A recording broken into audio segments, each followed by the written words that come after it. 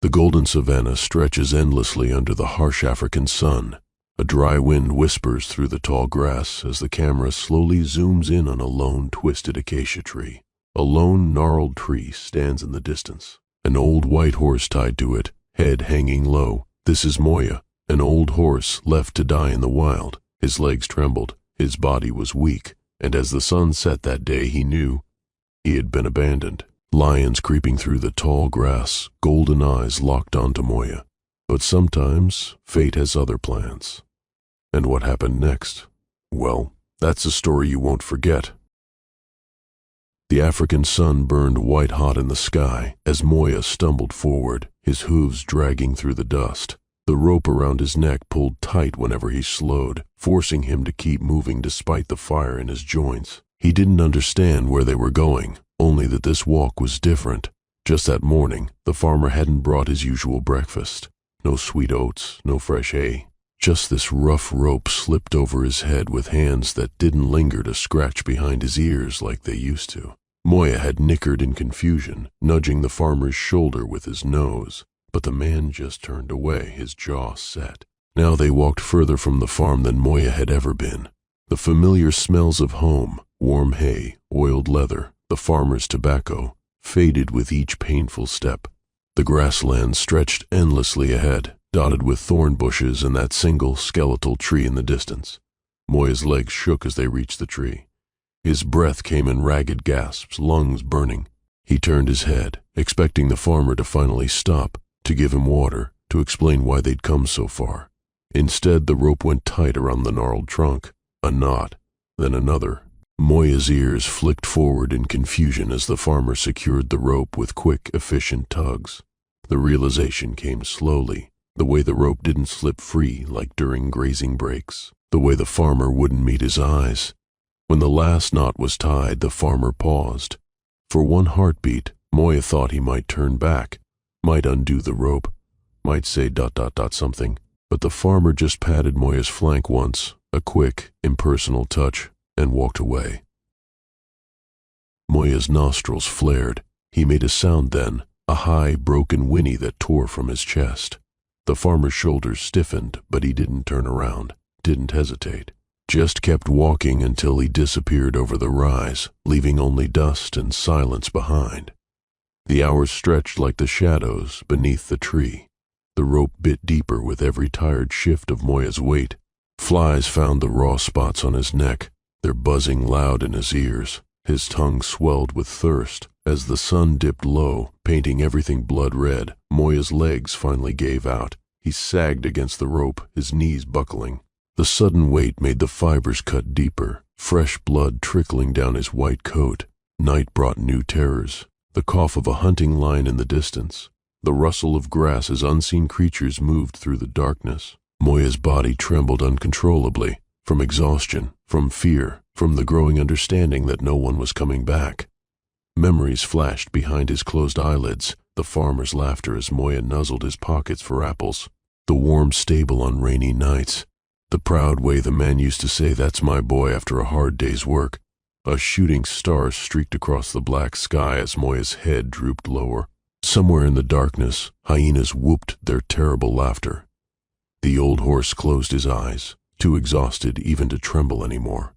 The rope had stopped hurting. Everything had stopped hurting. And in that moment, Moya understood. This was how it would end. Not with a final pat or kind word, but alone in the dirt, his life measured out in inches of rope. But then, a sound. Faint at first, then growing louder. Moya's head jerked up. His ears swiveled forward, straining. Somewhere beyond the tree line, headlights pierced the darkness, growing brighter by the second. The old horse's breath hitched. Could it be? Had someone come after all? The night air hung thick with tension as Moya stood trembling beneath the dead tree.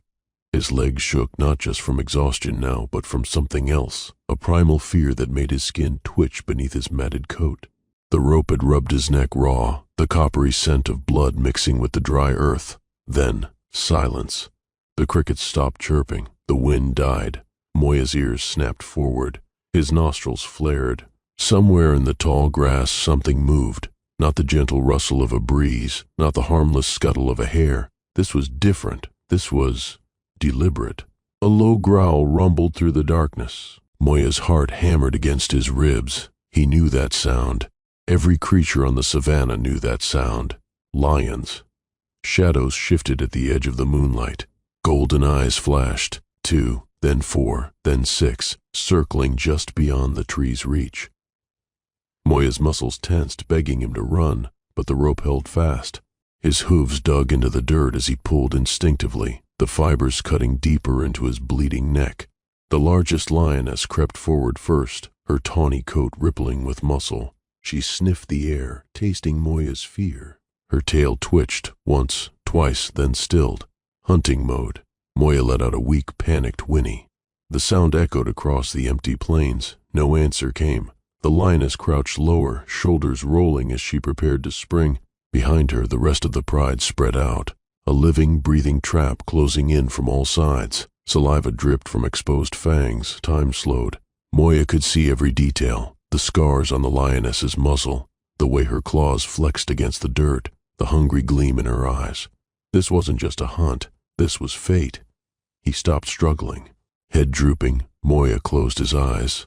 The memories came flooding back. The farmer's hands brushing his coat. The children's laughter as they fed him apples. The warm stable on winter nights. Strange, the things you remember at the end. A deep roar shattered the night. Moya's eyes flew open just as the lioness leaped. Bang! A gunshot cracked through the air. The lions scattered as blinding headlights erupted from the darkness. A jeep skidded to a stop just yards away, kicking up dust and sparks. Stay back, a man's voice boomed. Another gunshot, another roar, this one of warning, not attack. The largest male lion locked eyes with the newcomers for one tense heartbeat, then turned and vanished into the grass. The others followed, melting into the night like ghosts. Silence returned. Moya's legs gave out. He collapsed against the tree, his breath coming in ragged gasps. Through the haze of pain and exhaustion, he saw 2 figures running toward him.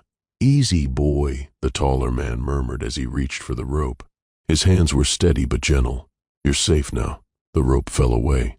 Moya didn't understand the words, but he understood the tone.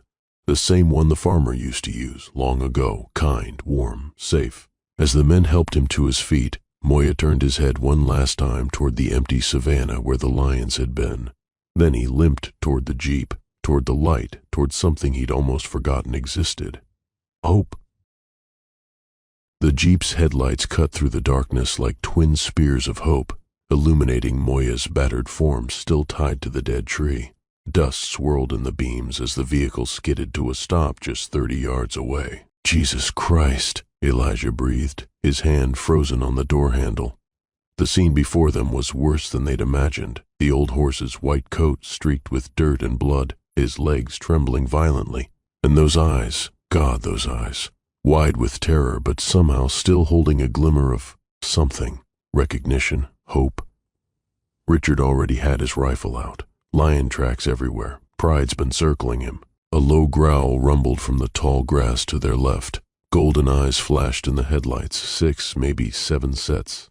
The largest male stood his ground, tail flicking in irritation at the interrupted hunt. Elijah didn't hesitate. He racked the slide on his shotgun and fired into the air. Boom! The sound cracked across the savannah like thunder. The lions flinched as one, the younger females darting back several paces. But the big male only snarled, his massive shoulders rolling as he took a testing step forward. Again! Richard shouted, slamming his palm against the jeep's hood. The metallic bang echoed strangely in the night air. Elijah fired twice more. Boom, boom, the muzzle flashes lighting up his grim face. This time the lions broke. The male turned first, melting into the grass with a final frustrated roar. The others followed, their golden eyes disappearing one by one into the darkness. For 3 heartbeats, no one moved. Then Richard was running, his boots kicking up dust as he closed the distance to the tree. Elijah followed, shotgun still at the ready, his eyes scanning the grass for any sign of returning predators. Up close, Moya's condition was even worse. The rope had sawed deep into his neck, the skin beneath raw and bleeding. His ribs stood out like barrel staves beneath his dull coat. But it was his breathing that worried Richard most, shallow, rapid, each exhale ending in a faint wheeze. "Easy, boy," Richard murmured, hands moving slowly to avoid spooking the terrified animal. His fingers found the knot, tight and crusted with blood. "Damn it, Elijah, look at this. Been tied here for hours at least." Elijah's jaw clenched as he moved to help. Together they worked the rope loose, their movements careful but urgent. When the final loop fell away, Moya's knees buckled. Richard caught the horse's head before it could hit the ground, cradling it against his chest. "You're safe now," Elijah whispered, running a hand down Moya's sweat-streaked neck. The horse's skin twitched at the touch, but he didn't pull away. Instead, his big brown eyes rolled up to meet Elijah's, and in that moment, something passed between them, a understanding, a promise. The Jeep's radio crackled to life. "Base to Unit 7, come in." Elijah thumbed the transmitter. "Unit 7 here. We've got an abandoned domestic horse in Sector 12. Male, elderly, severe rope burns and dehydration. Need vet assistance ASAP, copy that. Dr. Bosch is prepping the clinic now. ETA?" Richard was already stripping off his shirt to fashion a makeshift bandage for Moya's neck. 20 minutes if we take it slow. This old guy's in no shape for a rough ride." As they helped Moya toward the Jeep, the horse stumbling every few steps but determined to keep moving, Elijah kept one hand on his flank, steadying him. "That's it, big guy. One foot in front of the other." Moya paused suddenly, turning his head to look back at the dead tree where he'd expected to die. The rope still hung from the lowest branch, swaying gently in the night breeze like some macabre flag. Richard followed his gaze. "Don't look back, buddy," he said softly, giving Moya's shoulder a gentle nudge forward. "Only good things ahead now." And as the first pink streaks of dawn painted the eastern sky, the Jeep rolled slowly toward help, toward hope, carrying the most unlikely passenger Kruger National Park had ever seen. The veterinary clinic smelled of antiseptic and hay, a strange mix of sterility and home. Moya stood trembling in the examination area, his legs shaking not from fear now but from exhaustion. The fluorescent lights buzzed overhead, casting sharp shadows on Clara's face as she gently cleaned his wounds. "Easy now, big guy," Clara murmured, her hands moving with practiced care. The warm water stung as it touched the rope burns around Moya's neck, but her voice was like balm. "You're doing so well." Elijah leaned against the stall door, watching. He'd stayed all night, refusing to leave even when Richard had gone home to sleep. Now, as dawn light filtered through the clinic's small windows, Elijah reached into his pocket and produced a slightly wrinkled carrot. Moya's ears perked up at the sound of crinkling. His nostrils flared, that familiar sweet scent cutting through the medicinal smells. He turned his head slowly, wincing as the movement pulled at his wounds. "There you are," Elijah smiled, holding out the offering. "Figured you might be hungry." For a long moment, Moya just stared. Then, with a soft snort, he lipped the carrot from Elijah's palm. The crunch seemed absurdly loud in the quiet clinic. Clara laughed, a bright surprise sound. "Well, look at that," she said, tying off the last bandage, first real sign of life.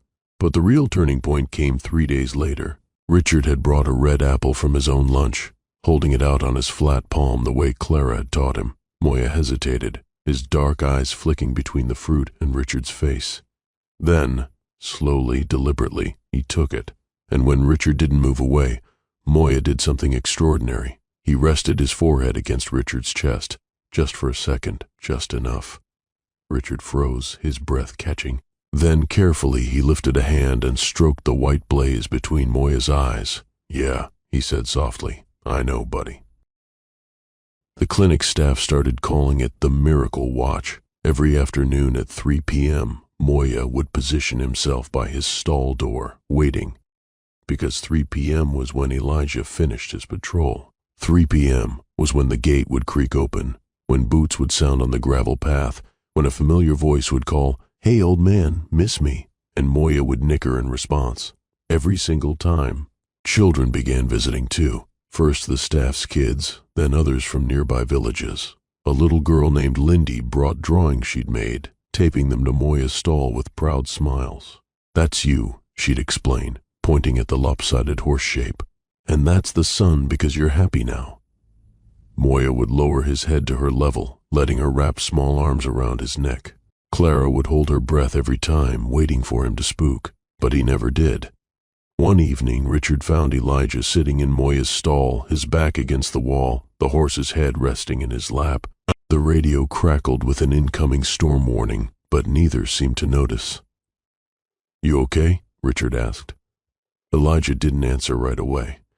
His fingers moved absently through Moya's mane, untangling knots. "He reminds me of my dad's old plow horse," he said finally. Same look in his eyes, like he's seen too much but still believes in good. Outside, thunder rumbled. Moya's ear twitched toward the sound, but he didn't lift his head. Richard leaned on the stall door, watching them. "Think he'll ever trust people again?" As if in answer, Moya let out a long, contented sigh, his eyelids drooping. Elijah smiled. "I think he already does." The morning sun painted the savannah gold as Elijah unlatched Moya's stall. 6 months had transformed the broken horse they'd found tied to that tree. His white coat gleamed, his muscles had filled out, and his eyes, those deep brown eyes that had once held only despair, now sparkled with mischief. "All right, old man," Elijah chuckled as Moya nudged his pocket, searching for the usual apple slice. "You win." He produced the treat, smiling as Moya lipped it gently from his palm. "Today was special." Richard waited by the pasture gate, arms crossed, trying to look stern but failing miserably. "You sure about this?" he asked as Elijah led Moya forward. Elijah ran a hand down Moya's neck, fingers brushing over the faint scars that remained. "Watch." With a deep breath, he unbuckled the halter. For one suspended moment, nothing happened. Moya stood still, blinking in the sunlight as if he didn't quite understand. Then, freedom! Moya exploded into motion, his hooves pounding the earth in a joyful gallop. He raced along the fence line, mane flying, tail arched like a banner. The children visiting the sanctuary squealed with delight, pressing against the rails as he thundered past. But then something extraordinary happened. Moya slowed, turned, and cantered straight back to Elijah.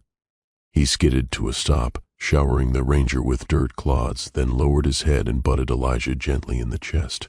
Richard burst out laughing. "Well, I'll be damned." He came back. Elijah wrapped his arms around Moya's neck, burying his face in the warm white fur. "Of course he did," he murmured, voice thick. "He's home." The transformation was complete. The horse who had been left for dead now stood proud, surrounded by people who loved him. Visitors to the sanctuary would hear his story and wipe their eyes. Children would beg to feed him carrots, and every evening at sunset, you could find Moya standing at the highest point of the pasture, watching over his kingdom. A living testament to second chances. One particularly bright afternoon, Elijah found Richard leaning on the fence, watching Moya doze beneath an acacia tree. "Remember when we thought he wouldn't make it through the night?" Elijah asked, joining him. Richard nodded, his eyes never leaving the old horse. "Best damn decision we ever made, pulling over that day." As if hearing them, Moya lifted his head and ambled over, nuzzling both men in turn. In that moment, with the African sun warming their backs and Moya's breath soft against their hands, the miracle felt complete. Because this wasn't just about saving a horse. It was about what happens when compassion wins. When someone stops, when they choose to care. And as Moya trotted off to greet a group of excited schoolchildren, his scars gleaming silver in the sunlight, the message rang clear. No life is disposable. Every creature deserves love. And sometimes, if we're lucky, we get to witness miracles.